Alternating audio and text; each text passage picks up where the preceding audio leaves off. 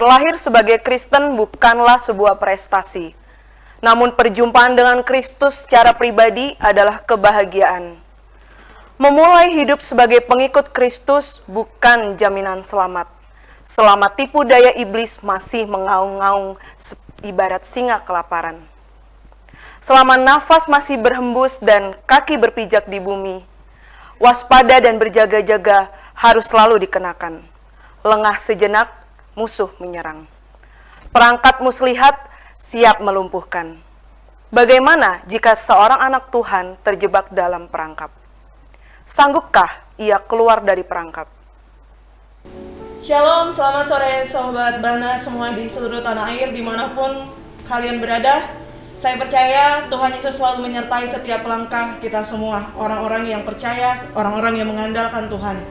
Sore hari ini seperti biasa, saya kesini akan ngobrol bersama seorang bintang tamu yang mungkin buat beberapa orang sudah tahu ya, tapi saya yakin banyak yang belum tahu.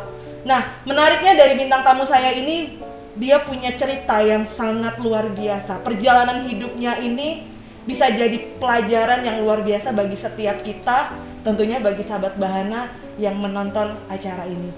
Bagaimana cerita perjalanan kehidupannya? Saksikan untuk episode ini.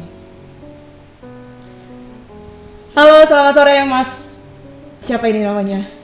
Matthew. Iya, betul. Ini dia Mas Matthew. Nah, Mas Matthew ini saya undang jauh-jauh untuk datang ke studio, ngobrol bareng bersama kita di Karena Dia. Nah, apa sih sebenarnya yang menjadi ini nih yang saya dengar dari Mas Matthew ya. Mas Matthew ini luar biasa. Perjalanannya jatuh bangunnya di dalam Tuhan tuh luar biasa. Boleh diceritakan nggak Mas? Sebenarnya Mas Matthew ini latar belakang keluarganya seperti apa sih Mas? Oke, baik. Saya sapa dulu. Shalom, sahabat Bahana. Ya, kenalkan saya Matthew. Tadi sudah disampaikan oleh Mbak Ari. Ya, saya bukan siapa-siapa di sini. Saya juga bukan orang hebat di sini. Saya bukan seseorang yang punya prestasi luar biasa, tidak. Saya hanya biasa. Cuma hanya ada mungkin sekelumit kisah hidup saya mungkin yang saya akan bagikan pada hari ini. Nah, tadi kalau Mbak ditanya latar belakang keluarga, saya dilahirkan anak yang kedua dari 4 orang bersaudara. Terus orang tua saya adalah bukan pendeta, tetapi mereka pelayan Tuhan sudah sejak lama. Intinya saya sekeluarga, mulai dari kakak sampai adik saya, itu dilahirkan sejak kecil sudah dalam lingkungan keluarga yang mengenal Tuhan. Bahkan saya boleh bilang mengenal baik Tuhan, karena orang tua saya melayani Tuhan sebagai penatua. Baik papa, mama, semuanya sebagai pelayan Tuhan di gereja mereka waktu itu. Oke. Dengan kata lain dari lahir ya, Mas Matthew itu sudah Kristen? Sudah. Sejak lahir. Terus didikan dalam keluarga tuh seperti apa Mas? Soal agama, soal Kristen itu? Yang saya ingat dari orang tua saya, kebetulan karena kedua orang tua saya sudah almarhum, sudah tidak ada. Yang saya ingat dan tidak bisa saya lupakan adalah nasihat mereka, jangan pernah sekalipun tinggalkan imanmu, jangan pernah sekalipun tinggalkan Tuhanmu, dan tetap hidupilah Tuhan itu dalam hidupmu. Dalam hal ini Tuhan Yesus ya. Itu jadi itu jadi memang sejak kecil sudah ditanamkan seperti itu. Bahkan sekolah minggu tidak boleh alpa. Saya boleh bilang dulu waktu saya kecil itu di gereja di mana saya bergereja, itu setiap Natal itu pasti membagikan kado atau hadiah kepada anak-anak sekolah minggu yang rajin, yang setia, yang ya pokoknya yang prestasi lah menurut guru sekolah minggu saat itu. Dan saya setiap tahun pasti dapat. Mulai dari yang paling setia setiap minggu tidak pernah alpa, sampai yang paling jago hafal namanya ayat Alkitab, setiap hafalan saya hafal semuanya. Itu saya lakukan waktu saya kecil. Sampai seperti itu didikan orang tua saya. Wow, berarti kalau misalkan sekolah minggu waktu itu ada award gitu ya, kayak Piala Oscar, Yep. Mas Matthew kayaknya juara 1 ya. Oh iya, setiap tahun dapat nominasinya pasti. Wow, mantap. Itu rajin ke gereja itu sampai umur berapa, Mas? Sampai dewasa? Saya lulus SMA, STM. Saya STM. Anak STM sampai saya lulus STM, hidup saya boleh bilang 80% saat itu hidup saya untuk pelayanan. Wow. Ini sebentar ya nih pemirsa nih. Maksudnya keren banget loh. Anak STM ya? STM. Anak STM tapi taat beragama, bisa dibilang gitu. Betul. Taat ke gereja gitu Betul. ya. Doa Betul. juga nggak nih, Mas? Iya. Baca Alkitab juga ya? Iyalah. Oh. Ini jarang loh. Maksudnya karena biasanya image anak STM itu dalam tanda petik dugal gitu. No. Berkelahi, bolos, lompat pagar. Ini Mas Matthew gitu juga nggak tapi? Pernah sekali. Sekali doang. Pernah sekali. Tapi habis itu terus ya itu tadi jadi semacam ketakut karena sudah terbiasa di gereja pelayanan. Jadi saat melakukan kesalahan itu justru itu membayangi, waduh saya tadi lompat pagar, saya bolos, waduh saya salah gitu kan. Ya udah berdoa lagi bilang Tuhan ampuni saya, maafin saya. Oke. Terus selama perjalanan dari kecil, remaja sampai STM, itu kan didikan tentang berdoa, tentang baca Alkitab. Tapi ada nggak sih Mas dalam perjalanan itu kayak merasa tidak nyaman dengan didikan orang tua? Karena kan itu kayak dalam tanda petik ya, pendisiplinan yang seperti itu tuh nggak semua orang bisa menikmati gitu. Waktu SD sampai SMP lah, kelas 1, kelas 2 itu mungkin saya merasa itu sebuah paksaan. Saya juga merasa tertekan karena selalu diajak ke gereja, selalu ikut persekutuan setiap hari apa ya saya lupa, pokoknya ada persekutuan keluarga gitu kan, pasti kayak komsel lah sekarang istilahnya. Itu selalu harus ikut, tidak boleh tidak. Itu jadi menjadi sebuah kepaksaan sampai pada suatu saat saya SMP kelas 2 naik ke kelas 3 itu ada yang namanya camp pemuda. Camp pemuda itu ya sebelumnya mungkin saya hidup di kota Ambon waktu itu ya. Jadi waktu saya lulus SD, saya lahir besar di Surabaya. Kemudian SMP saya baru pindah ke Ambon. Dan nah itu waktu itu di Ambon kelas 2 naik kelas 3 SMP ada camp remaja itu di Ambon. Dan saya di situ mendapat pemulihan walaupun sejak kecil sudah mengenal Tuhan, tetapi di saat itulah saya benar-benar mengenal Tuhan yang sebenarnya sebenarnya. Jadi waktu camp itu, dan itu sangat merubah saya yang tadinya merasa bahwa apa yang diajarkan orang tua saya itu sebagai paksaan. Tapi dari situ saya mulai memahami bahwa oh iya memang benar apa yang diajarkan orang tua itu memang ya kita harus dekat dengan Tuhan. Dan sejak camp itu saya lebih gila lagi dalam pelayanan. Saya kelas 3 SMP itu sudah jadi pendoa syafaat. Wow. Di gereja tempat saya melayani. Mantap. Boleh tahu Mas, apa sih yang waktu itu di camp itu yang bikin Mas Matthew tuh ngalamin titik balik? Apa? Siapa yang istilahnya ngomong tuh, siapa yang ngomong gitu? Kok bisa Mas Matthew tiba-tiba kayak dapat hikmat terus bertobat gitu istilahnya? Saya sebutkan namanya saja ya. Boleh. Ya.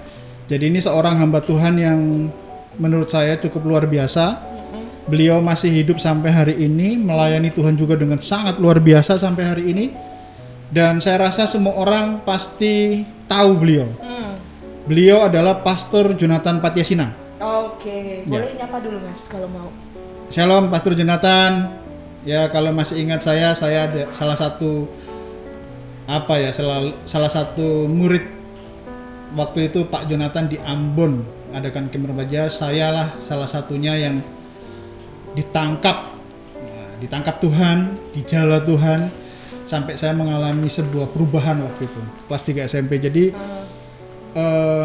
di situ beliau membawakan materi-materi tentang kehidupan anak muda.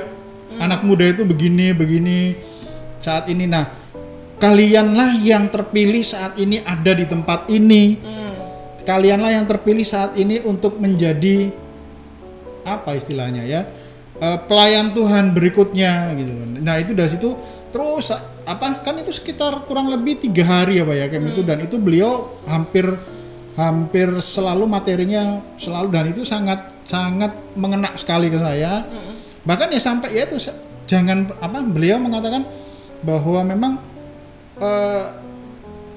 bersyukurlah kalau kalian dilahirkan di tengah-tengah keluarga yang keluarga yang memang mengenal Tuhan gitu loh. Jadi sudah sejak kecil sudah diperkenalkan oleh Tuhan. Jadi harus bersyukur banget, jangan merasa bahwa itu malah, dan itulah yang membuat akhirnya saya bisa, oh ya benar, akhirnya di situ saya ambil keputusan, justru disitulah keputusan saya bisa bertobat, bisa lahir baru di situ, terima Tuhan di situ. Kalau dibilang sejak kecil Kristen, tapi di hari itu saya putuskan bahwa saya terima Tuhan Yesus sebagai juru selamat pribadi saya waktu itu. Untuk pertama kali ya? Untuk pertama kalinya, dengan mulut saya, dengan lidah saya. Kalau sejak kecil kan mungkin ikut ke gereja, ikut sekolah minggu kan karena orang tua. Nah, di hari itu saya mengaku dengan mulut saya sendiri, dengan lidah saya sendiri bahwa Yesus adalah juru selamat saya pribadi. Apa yang dirasain Mas Matthew waktu itu? Berat nggak sih Mas pengakuan? Atau malah berpikir gini, saya kan sudah Kristen, berarti ya saya sudah percaya Yesus. Nah, gitu. itu mungkin ya banyak orang yang merasa seperti itu. Saya sudah Kristen kok sejak kecil. Sejak dilahirkan saya sudah Kristen. Untuk apa lagi saya harus mengakui bahwa Tuhan itu juru selamat pribadi? Mungkin banyak orang yang beranggapan seperti itu. Tapi di hari itu, saat saya mengambil komitmen dan saya menyatakan, ya, saya berani, saya angkat tangan, berdiri, diundang maju ke depan. Ya, hari ini saya terima Yesus sebagai juru selamat pribadi saya. Saya akan serahkan hidup saya untuk Yesus, untuk melayani dan segala macam. Dan itu saya benar-benar setelah camp itu benar-benar yang itu tadi, saya bisa melupakan bahwa gereja itu sebuah keterpaksaan, itu sudah benar-benar hilang. Benar-benar kebutuhan saya sekarang, saya harus ke gereja, saya harus melayani Tuhan. Udah, besok ke gereja saya akan aktif, udah deh, saya ikut aja, rajin, dikasih pelayanan apa saya akan ikut. Dan ya itu, kasih pelayanan sampai akhirnya saya jadi pendoa syafaat itu. Oke, tadi belum sempat cerita tuh tadi Mas Matthew, rasanya gimana waktu pas? Oh, rasanya? Iya. Rasanya sukacita. Wow, sukacita. Yang jelas rasanya waktu itu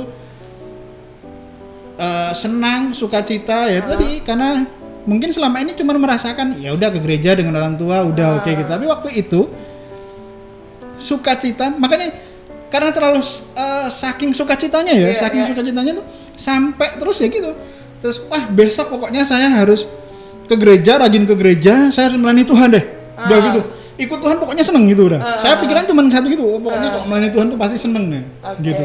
Itu udah yang di pikiran itu. Iya. Antusiasnya berubah ya? Betul sekali. Saya rasakan itu, antusiasnya itu berubah.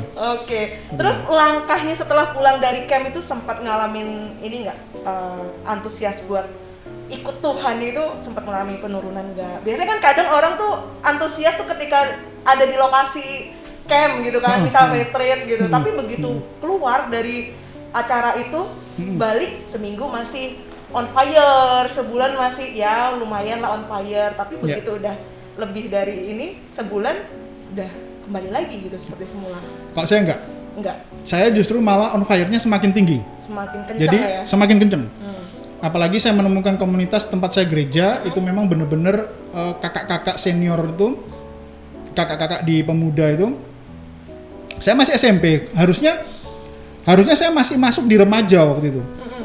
Tetapi saya tadi saking sukacitanya saya nggak mau di remaja. Kok di remaja waktu itu kan masih dianggap sekolah minggu tuh. Sekolah minggu, waduh kok jadi anak-anak gini kan.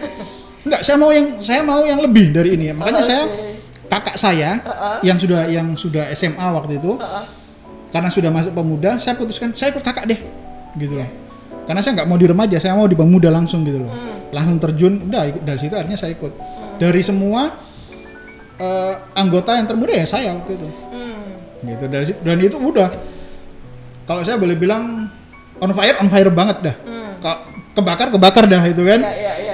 Dan bahkan ya sampai saya STM itu, saya lupa persisnya kelas berapa, sekitar kelas 2 STM kalau nggak salah. Saya pernah bercita-cita saya harus jadi pendeta. Wow. Saya harus jadi hamba Tuhan. Gila nggak tuh? Saya sampai seperti itu tuh. Enggak, sampai mama papa, kamu kan sekolah STM, arsitektur. Ya ambillah sipil atau itu. Enggak, lulus STM saya mau masuk di sekolah teologi ya. Saya mau jadi pendeta, saya mau jadi hamba Tuhan. Udah, titik, udah kayak gitu udah keputusan. Saking antusiasnya ya. Saking antusias. Tapi terus ini nggak kelakon nggak itu? Nah, ini yang menariknya. Tidak kelakon. Oh, baik. Kalau itu kelakon saya nggak ada di sini hari ini. Oh iya. Benar juga sih. Iya gitu. Apa kan? nih Mas? Kenapa nih? Kan waktu itu masih on fire nih. Ya. Terus kenapa kok nggak direalisasiin cita-citanya? Nah, ini. Apa orang tua? Menariknya. Setelah lulus STM, saya memang mendaftar di sipil waktu itu. Di sipil, terus harusnya sudah masuk kuliah, sudah semester 1. Tetapi tiba-tiba ada perusahaan yang menawari saya langsung bekerja. Nah, kebetulan juga di saat itu orang tua saya bilang gini, papa sama mama sudah nggak bisa membiayai kamu kuliah, gitu kan. Saya sempat terpukul juga nih, padahal masih pengen kuliah ya, antara sipil kalau bisa karena waktu itu di Ambon belum ada STT yang cukup bagus. Nah itu kalau saya harus sekolah STT saya harus keluar dari Ambon ke Jawa waktu itu kan. Nah sementara ya tadi orang tua saya bilang, papa sama mama nggak bisa membiayai kamu kuliah. Gitu. Jadi kalau kamu mau kuliah mending sambil kerja. Ya udah, karena kebetulan tawaran kerja datang, saya langsung ditawari kerja. Ya sudah, saya akhirnya terima lamaran itu kerja. Cuma sayangnya pekerjaan itu mengharuskan saya keluar dari Ambon, berpisah dengan orang tua, dalam arti kata saya harus merantau, berpisah dengan keluarga. Waduh, saya udah terlanjur masuk. Ya sudah, mau nggak mau saya harus keluar, harus merantau. Jadi pekerjaannya adalah ya mengawasi proyek-proyek kan, itu harus keluar dari kota Ambon. Saya merantau di Maluku Utara, di Ternate waktu itu. Itu yang akhirnya membuat saya tidak bisa lagi kuliah, melanjutkan kuliah saya, padahal masih semester 1 tuh di sipil. Terus kemudian juga cita-cita saya yang harusnya jadi pendeta saat itu sudah terkubur dengan statement orang tua saya bahwa tidak bisa lagi membiayai kamu kuliah. Terus kemudian saya harus meninggal, dan yang paling berat adalah saya harus meninggalkan gereja dan pelayanan waktu itu. Dan itu saya sangat berat sekali waktu itu. Tapi mau nggak mau saya harus lakukan itu karena memang ya tadi, karena dari statement orang tua saya tidak bisa membiayai, saya mau nggak mau harus kerja. Gitu. Tapi sempat nggak waktu itu Mas Matthew nih kan on fire ya dalam pelayanan, istilahnya all out lah dalam pelayanan. Gereja tahu kesusahan Mas Matthew, misal orang tua tidak bisa biaya, tahu nggak? Tapi waktu itu saya rasa mereka tahu.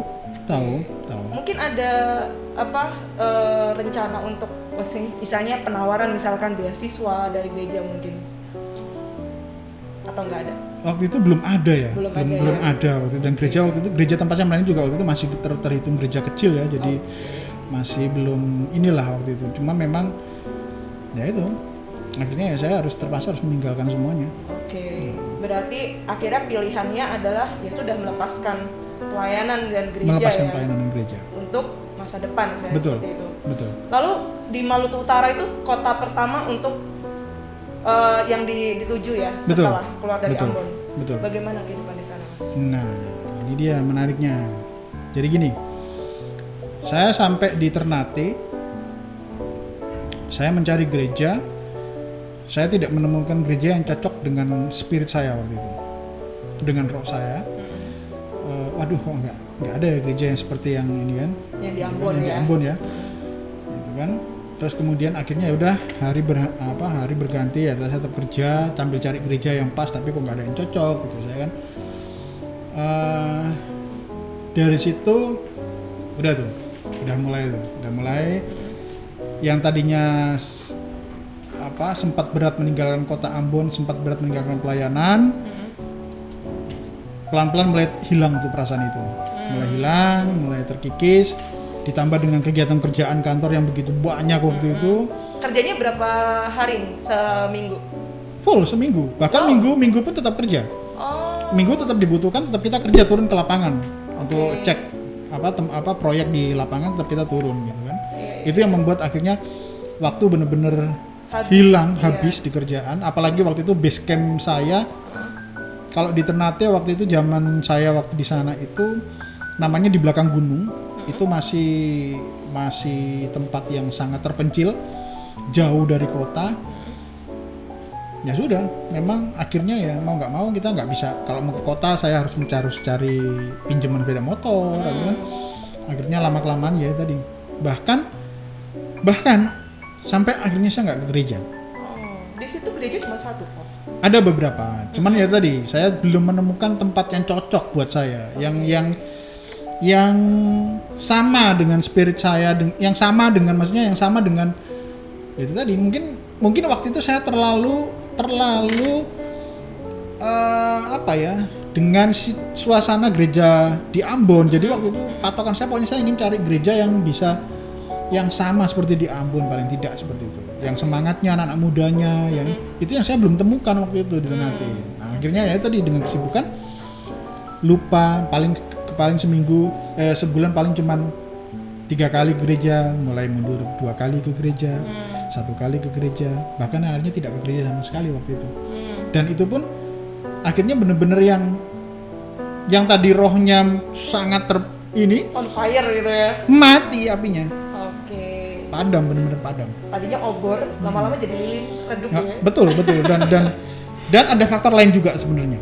Ada faktor lain, di mana yang ya tadi, selama saya kecil sampai saya STM, saya hidup bertumbuh di tengah-tengah lingkungan yang sangat ketat dengan agama, sangat disiplin dengan pelajaran religiusnya, dengan agamanya. Jadi saya semacam dibutakan dengan dunia luar. Saya tidak tahu dunia luar itu seperti apa sih, gitu loh.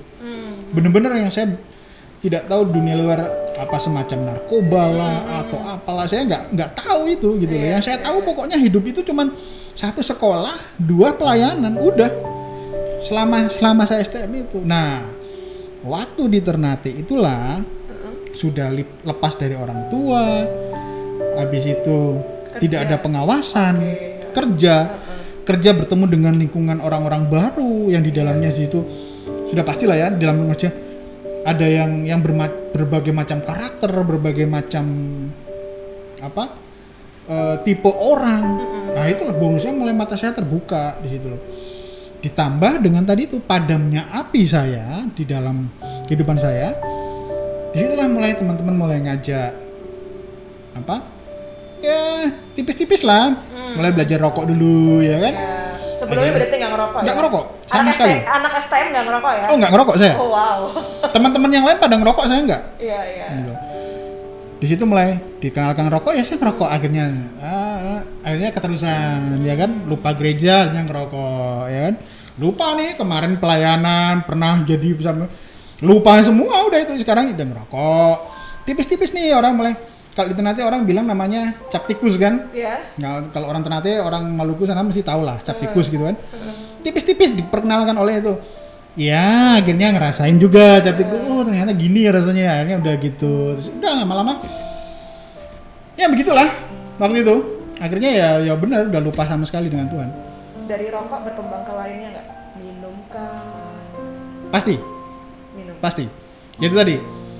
Saya itu ibarat seperti kuda yang habis dikekang, lepas dari kandangnya, wah hore bebas nih, wah gitu kan, seneng rokok, iya, narkoba mulai kenal. Iya.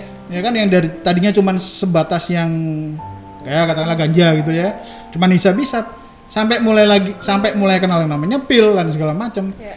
Dan wah, kalau saya ceritakan panjang lah. Oh, sangat tidak patut ditiru, tidak layak untuk diikuti oleh anak-anak muda. Bener. Tapi saya penasaran nih Mas Matthew.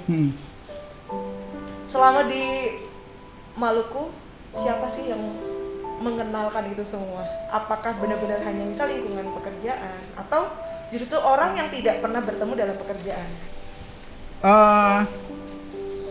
Sebagian lingkungan di tempat saya bekerja, Oke.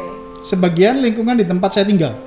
Oh, oke. Nah, jadi gini ceritanya. Saya tidak menyalahkan orang tua saya, tidak.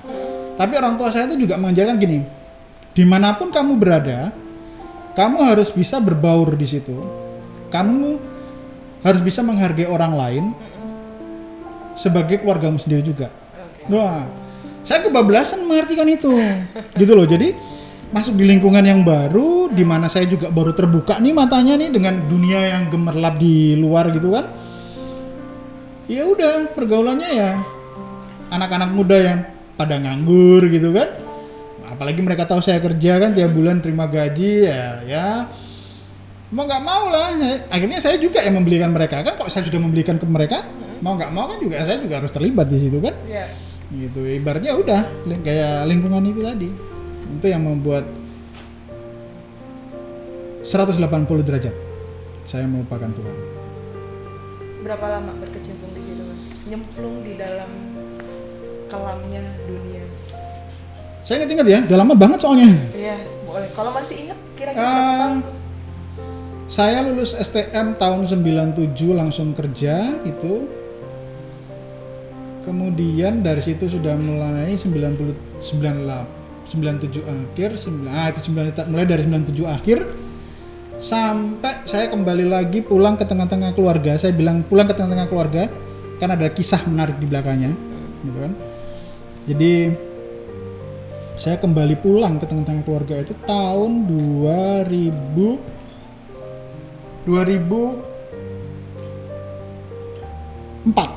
akhir. 2004 akhir itu saya kembali ke orang tua. Jadi berapa lama tuh? 98 sampai 7 tahun. 7 tahun saya hidup dalam kekosongan, dalam kegelapan. Dalam tanda petik kenikmatan dunia. Betul, kan? betul. Apa yang dirasain selama 7 tahun itu, Mas? Secara manusia, Terserah. secara manusia enak, nikmat. 7 tahun hidup dalam ya tadi, narkoba iya, rokok iya, minuman keras iya, free sex iya. Wow.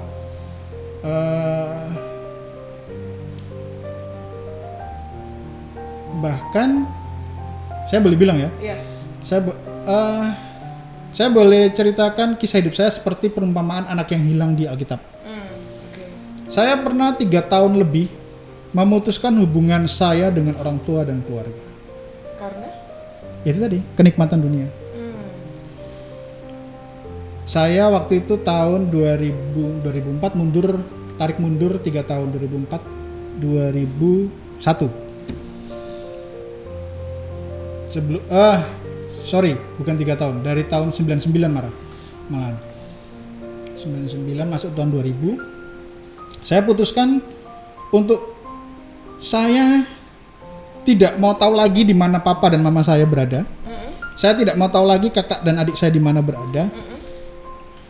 Yang saya tahu sekarang saya hidup sendiri, tanpa keluarga, tanpa orang tua, tanpa saudara. Saya tidak pernah kontak papa, tidak pernah kontak mama, tidak pernah telepon, tidak pernah siapapun itu, kakak, adik, sama sekali putus, Tunggu. sampai. Itu alasannya kenapa, Mas? Maksudnya kok tiba-tiba mau memutus hubungan dengan anggota keluarga gitu? Apakah ada tekanan demi tekanan? Misal orang tua tahu nih kehidupannya Mas Matthew di Maluku seperti itu, mereka mencoba mengintervensi kehidupan Mas Matthew kah gitu? Ayo balik atau gimana gitu? Pasti ada penyebabnya dong. Mereka mungkin tahu ya. Mereka mungkin tahu, tapi mereka tidak intervensi, mereka tidak. Mereka mungkin tahu, dan saya yakin mungkin karena mereka tahu, mereka mendoakan saya. Gitu. Dan kenapa sampai saya melakukan itu? Cuman satu jawabannya, perempuan. Gimana nih ceritanya? Wanita. Itu tadi. Seorang wanita. Wanita. Boleh Wanita. cerita nggak nih sedikit? Waduh, saya harus cerita ini saya. Kalau keberatan sih, kenapa? Maksudnya ada apa dengan seorang wanita ini gitu sampai Mas Matthew tuh bisa dalam tanda petik melepas keluarga yang Mas Matthew itu di situ lahir dan besar gitu. Walaupun papa dan mama ngajak, saya ikut gereja, tapi di gereja itu saya mengalami peperangan batin yang luar biasa, peperangan yang sangat luar biasa. Karena gini, badan saya di gereja, tapi yang ada di pikiran saya itu suara itu, ngapain kamu di sini? Gitu. Kamu itu hidupmu udah bukan di sini, hidupmu sana di jalan itu loh. Gitu. Kamu tuh nggak layak di sini, kamu tuh ngapain? Siapa kamu itu? Kamu tuh nggak diampuni. Udah deh, kamu tuh nggak usah ke gereja. Terus suara tuh datang dan itu terus nyerang saya.